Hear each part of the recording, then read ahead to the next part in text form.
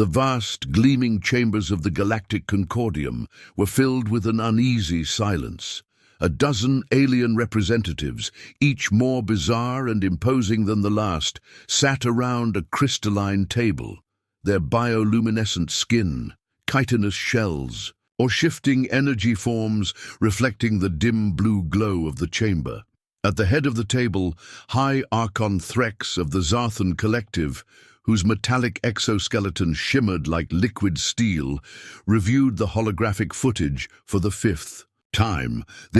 "I cannot be real," Threx hissed, his mandibles clicking in disbelief. He gestured with one of his sharp appendages, and the hologram replayed. The recording showed a scene on the remote desert moon of Arkel 7. Towering, razor-clawed creatures, the Zornath, known galaxy-wide for their unrelenting savagery, surrounded a small human outpost. The creatures snarled, lunged, and slashed at the barriers. Yet the humans, fragile and diminutive by galactic standards, stood their ground. "Focus on this one," said another delegate, pointing to a human clad in battered armor at the center of the defense. The hologram zoomed in. The human stood, arms crossed, grinning as the Zornath bared their teeth and howled. Then, inexplicably, the human began to laugh. The sound was jarring, a deep, rumbling chuckle that grew louder with each passing second. "What is this behavior?" An aquatic delegate from the Vainrix cluster gurgled. "A display of madness. Are they incapable of understanding their peril?" Threx tapped his claws against the table. "It gets stranger." The human, still laughing, began speaking, though the translator struggled to keep up. "What do you call a Zornath that's lost its claws?"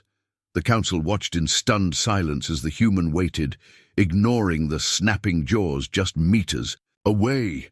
The creature lunged, but the human dodged with practiced ease. "A scratch cat," he finished with a smirk. Somehow, impossibly, the other humans joined in the laughter. Even the snarling Zornath hesitated, visibly unsettled by the sound. Then, in perfect unison, the humans unleashed a counterattack, deploying coordinated explosives and dazzling light bursts. The once dominant predators scattered, yelping and retreating into the dunes. As the hologram faded, the council chamber buzzed with bewildered chatter. "Humor?" Threx spat. "They weaponized humor against the Zornath." "They should have been consumed," another delegate said, their voice trembling. Instead, they stood and laughed. The silence that followed was more telling than any argument. Humanity, once dismissed as unremarkable newcomers to the galactic stage, had just redefined what it meant to fight and survive. Threx finally spoke, his voice grim. "We may have underestimated them." High Archon Threx leaned back in his seat, his mechanical appendages clicking softly against the crystalline table. Around him, the Galactic Concordium's chamber buzzed with tense murmurs. Representatives from across the galaxy whispered in their respective languages, their holographic translators struggling to keep up. All eyes were fixed on the glowing orb in the center of the room, a real-time feed from Arkel 7, where humanity's latest actions were unfolding. "Order!" Threx demanded, his voice cutting through the noise like a blade. The chamber fell silent. "We convene here to discuss the anomaly that is humanity. Their behavior is inexplicable, and their survival defies logic. We must understand their nature before they become an even greater threat or ally." The council shifted uncomfortably. For centuries, the Zornath had been an unstoppable force, a plague that devoured entire colonies. Yet in mere weeks, a ragtag group of humans had accomplished what no species had. They not only survived, but thrived in Zornath territory. "Perhaps it is their technology," offered Zlintor, a serpentine being from the Drekva Dominion, whose sleek, scaled body coiled tightly around its seat. "Though primitive by galactic standards, they may have developed hidden weapons." Threx shook his head. "We have studied their technology. It is indeed primitive. Reactive armor, basic plasma weaponry, rudimentary starships. Their strength does not lie in their tools. Then what is it? Demanded Clix, a crystalline being whose angular body shimmered with anxiety. They laugh in the face of death. They fight as though the laws of the universe do not apply to them. Threx tapped the holographic display, bringing up a profile of the human leader from the recording. This one is Captain Ilara Voss, a former scavenger turned military commander. Her actions on RKL-7 have disrupted every prediction we made. About human behavior, the feed shifted to show Captain Voss in the outpost's command room. Her dark hair was tied back, and her armor was scratched and worn, but her eyes burned with determination. Around her, the human team worked with chaotic precision, arguing and joking even as warning sirens blared. A technician handed Voss a report, and she glanced at it briefly before laughing. "Critical systems failure sounds dramatic," she quipped, her voice laced with dry humor. "Can't we just call it a mild inconvenience and fix it?" The room erupted in laughter, and then, as if on cue, the team sprang into action, patching wires and calibrating systems with astonishing speed. Within minutes, the alarms ceased. "They rely on chaos," Zlintor hissed. "How can such disorder yield success?" "It is not chaos," Threx replied, his voice thoughtful. "It is adaptability. They thrive in uncertainty, turning it into an advantage." The scene shifted again, this time to the battlefield. The Zornath swarmed toward the human defenses, their numbers overwhelming. Yet the humans met them with an array of improvised traps and unpredictable tactics. Explosives hidden in the sand, sonic emitters that disoriented the predators, and even holographic projections that lured them into ambushes. But it wasn't just their ingenuity that struck the Council. It was their unity. When a human soldier was injured, others risked their lives to pull them to safety. When supplies ran low, they shared without hesitation. And when faced with insurmountable odds, they rallied around Captain Voss. Their trust in her unwavering unity, Clix murmured. They fight not as individuals but as a collective. Their bonds are unbreakable. And their humor, added Vainrix, the aquatic delegate. It is more than a distraction. It is a weapon, a psychological tactic that confounds and disarms their enemies. Threx leaned forward, his glowing eyes narrowing. Humanity possesses traits we do not fully understand. Resilience, ingenuity, empathy, they are more than the sum of their parts. If we cannot decipher their nature, we risk underestimating them again.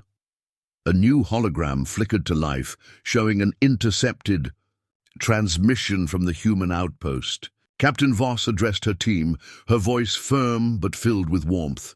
"They think we're weak because we laugh, because we care, because we don't play by their rules," she said. "But that's our strength. We're human. We don't give up.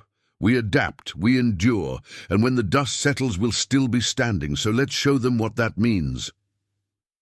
The chamber fell silent. For the first time, the alien representatives looked at one another, not with disdain or skepticism, but with a dawning sense of respect, and perhaps fear.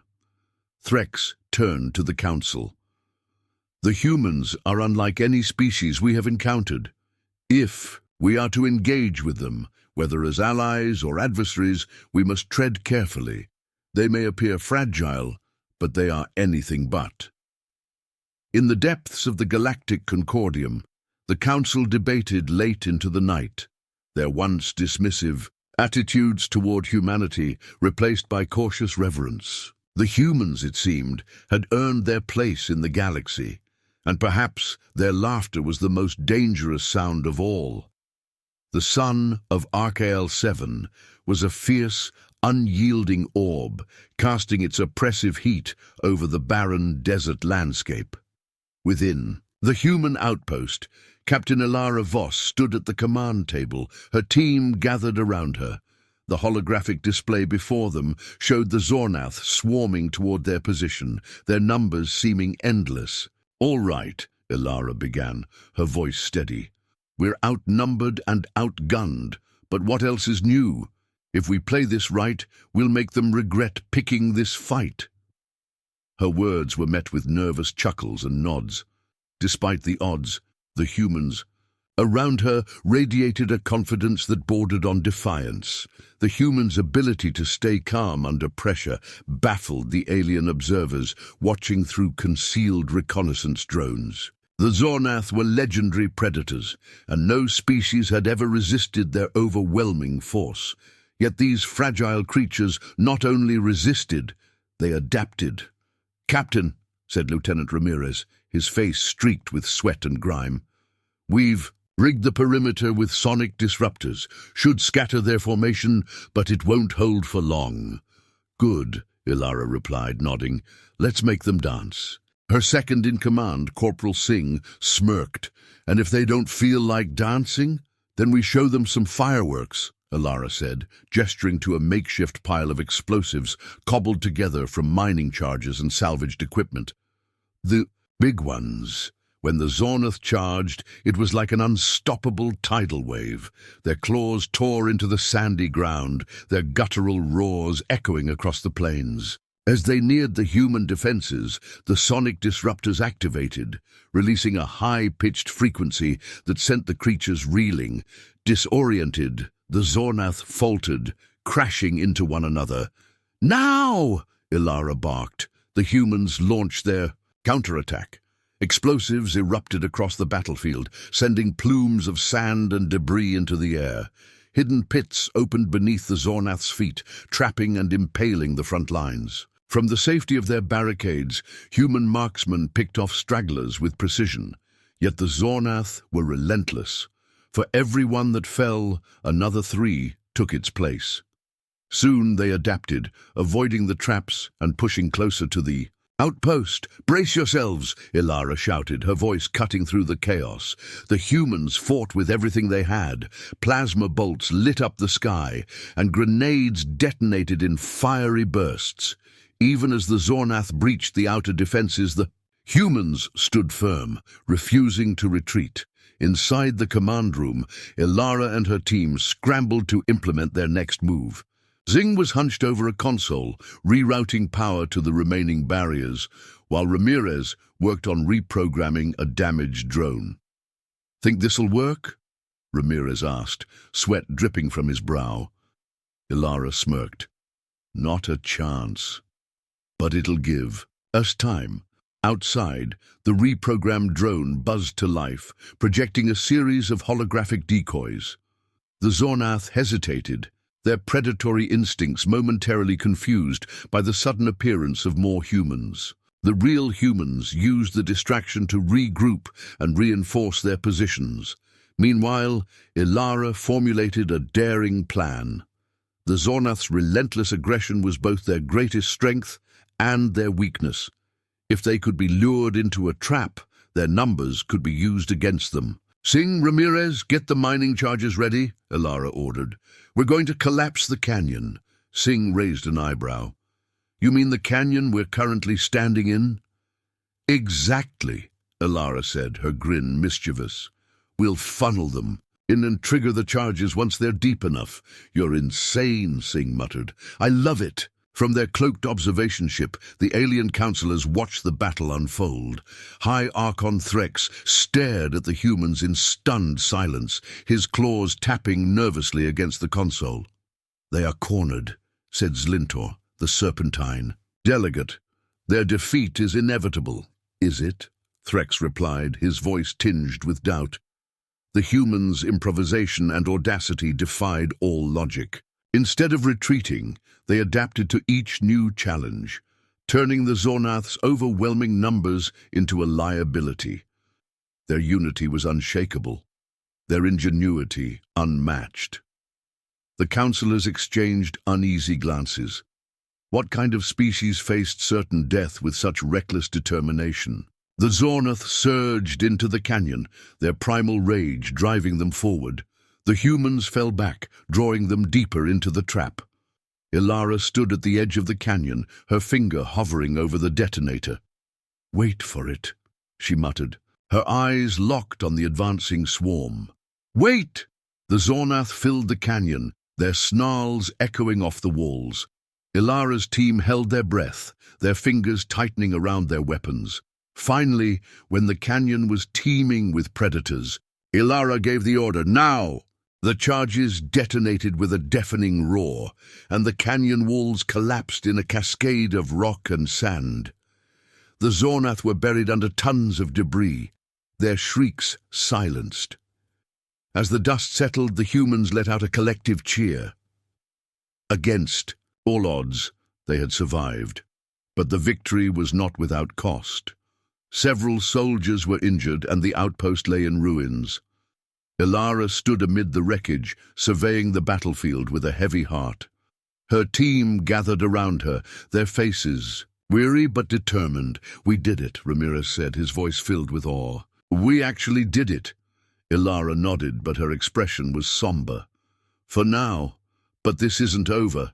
They'll be back." Her words hung in the air, a grim reminder of the challenges that lay ahead.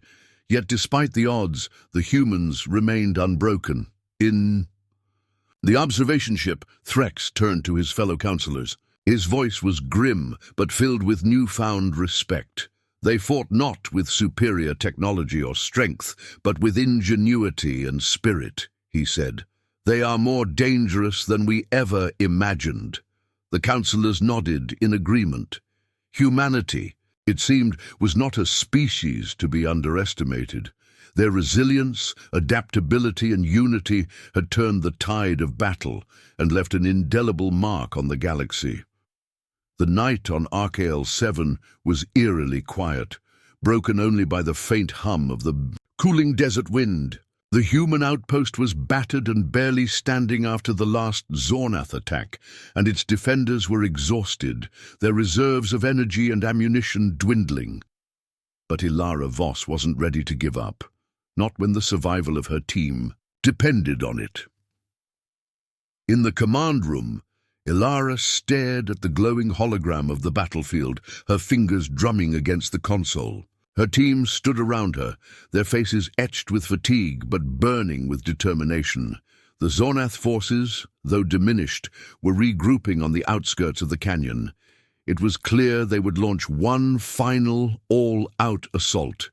"They're learning," Singh muttered, gesturing to the hologram. "They're avoiding the traps and adapting to our strategies." "That's what predators do," Ramirez replied grimly. "They get smarter, deadlier." Ilara's eyes flicked to the projection, then to the group gathered around her. These were her people, tired, injured, and outnumbered, but they had followed her through every impossible challenge. She owed them more than survival. She owed them victory. "Then we outsmart them," she said, her voice cutting through the tension. "We make them think they've won." The room fell silent as the team processed her words. Singh tilted his head. "You're not suggesting we bait them, are you?" Ilara grinned. "Exactly. We give them what they want, a vulnerable target, and when they take the bait, we end this." Ramirez frowned. "How do we end a swarm of apex predators?" "With the one thing we haven't used yet," Ilara replied, her gaze steely. "The Archael 7 mining rig." The mining rig was an ancient abandoned machine buried deep in the desert, built to harvest the moon's rich mineral deposits. Its power core was unstable, its systems unpredictable, but it was massive, and its energy output was unparalleled. "If we can lure the Zornath to the rig and overload the core," Ilara explained, "we can trigger a localized explosion strong, enough to eliminate them." "And us," Singh said bluntly. "Not if we time it right," Ilara countered. "We evacuate to the ridge just before detonation. The blast will take them out, and we'll be far enough to survive." The plan was risky, bordering on suicidal, but there was no alternative. The team exchanged nervous glances, then nodded, one by one. They trusted Ilara, and they trusted each other. "We move out at dawn," Ilara ordered. "Get some rest. You'll need it."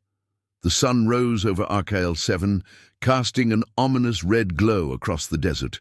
The Zornath swarmed toward the human position, their howls reverberating through the canyon. But this time, the humans didn't fight back. Instead, they retreated, leaving behind a trail of scattered supplies and damaged equipment. The Zornath pursued relentlessly, their predatory instincts driving them toward what appeared to be a vulnerable, retreating prey. Ilara led her team to the mining rig, its massive structure looming like a forgotten relic of another era. "Activate the core," she ordered as they reached the control room.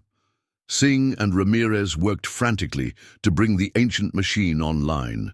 The rig groaned to life, its energy conduits glowing with an unstable blue light. As the Zornath closed in, Ilara's team scattered across the rig, setting traps and drawing the creatures deeper into the structure. The ground trembled under the weight of the swarm, but the humans moved with precision, coordinating their actions with unspoken trust. "They're inside," Singh shouted. "Fall back to the ridge," Ilara ordered. "Now!"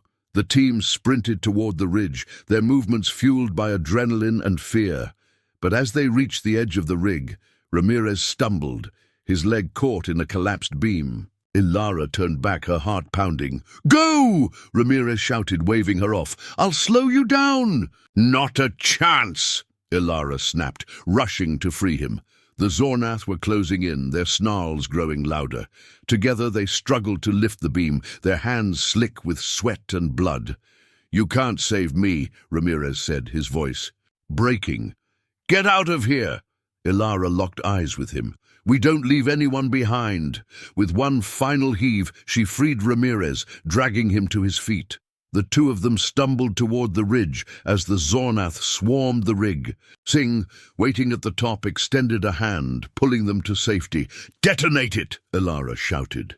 Singh hesitated. "But you're... now!" With a deep breath, Singh activated the detonator, the mining rig's core overloaded, erupting. In a blinding explosion that lit up the desert like a second sun, the shockwave ripped through the Zornath swarm, disintegrating the creatures in an instant. The humans, huddled behind the ridge, were thrown to the ground by the force of the blast. As the dust settled, an eerie silence blanketed the battlefield. Ilara pushed herself to her feet, coughing as she surveyed the destruction. The mining rig was gone, reduced to a smoking crater. The Zornath were no more.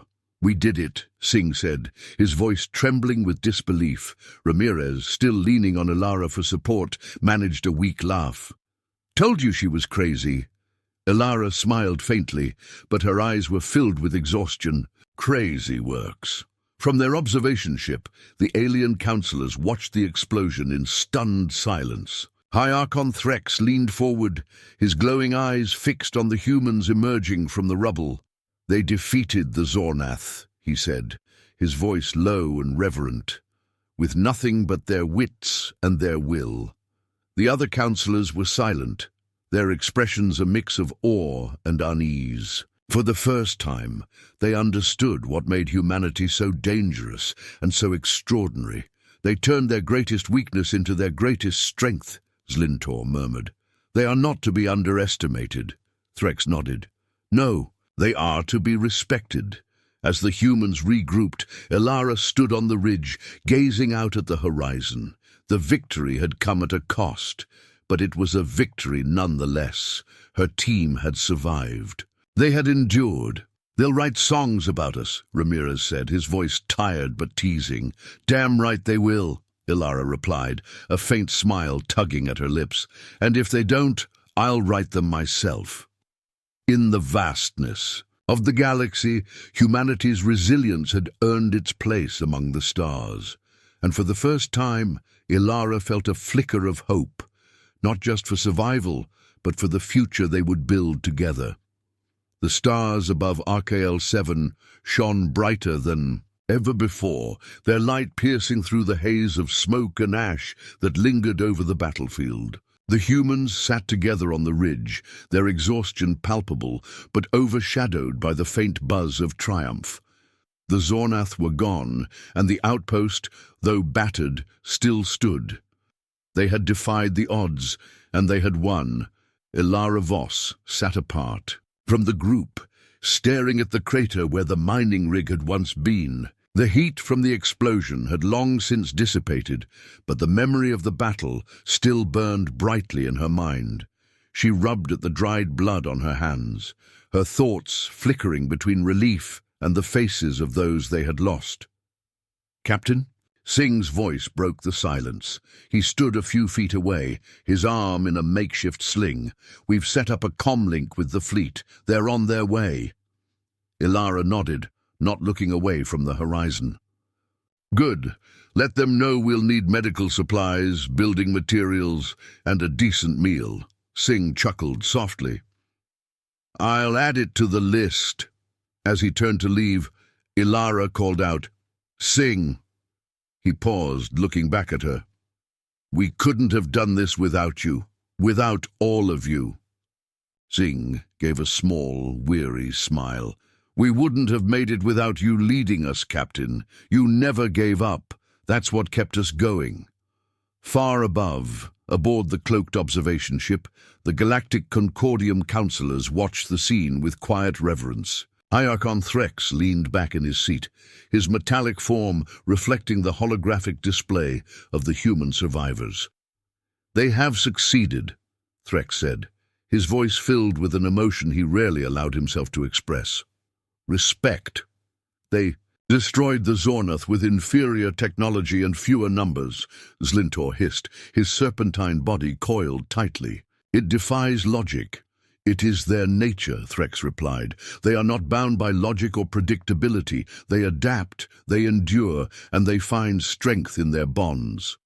The counselors exchanged uneasy glances. For centuries, the galaxy had dismissed humanity as a minor, inconsequential species. But now they had proven themselves to be something far greater, a force to be reckoned with. "What do we do now?" Clix, the crystalline delegate, asked. "Do we welcome them into the Concordium, or do we prepare for their eventual rise? As a threat?" Threx was silent for a long moment before replying. "We observe, we learn, and we approach them not as conquerors or overlords, but as equals." By the time the rescue fleet arrived, the humans had begun the arduous process of rebuilding their outpost. The injured were tended to, the debris was cleared, and the first tentative steps toward a new chapter were underway. The fleet's commander, a stern-faced woman named Admiral Lennox, surveyed the scene with a mix of pride and concern. "You've been busy, Captain Voss," Lennox said, her voice crisp but warm. Ilara managed a tired smile. "You know us humans. We don't like to sit still." Lennox nodded, her gaze sweeping over the team. "The Council is going to want a full report. They'll want to know how you managed to survive." Ilara's smile faded. "We survived because we had no other choice, and because we had each other." The Admiral studied her for a moment, then placed a hand on her shoulder. "You've done more than survive, Ilara. You've shown the galaxy what humanity is capable of." As the fleet prepared to depart, Ilara stood once more on the ridge watching the stars. Ramirez joined her, his injured leg propped against a rock. "What do you think happens next?" he asked, his voice quiet. Ilara considered the question. "We rebuild, we heal, and we keep going." "And the aliens?" Ramirez pressed. "You think they'll leave us alone?" Ilara shrugged. "Maybe, maybe not. But if they don't..." She turned to him, a fire in her eyes. "We'll be ready," Ramirez grinned. "That's what I like to hear." As the first rays of Archael 7's twin suns crept over the horizon, the humans prepared to leave the moon behind. But the legacy of their stand, the courage, ingenuity, and resilience that had carried them through, would remain. Across the galaxy, whispers of their triumph would spread, shifting the balance of power and redefining humanity's place among the stars. For the first time in her life, Ilara felt something stronger than survival. She felt hope, and she knew, deep in her bones, that this was only the beginning.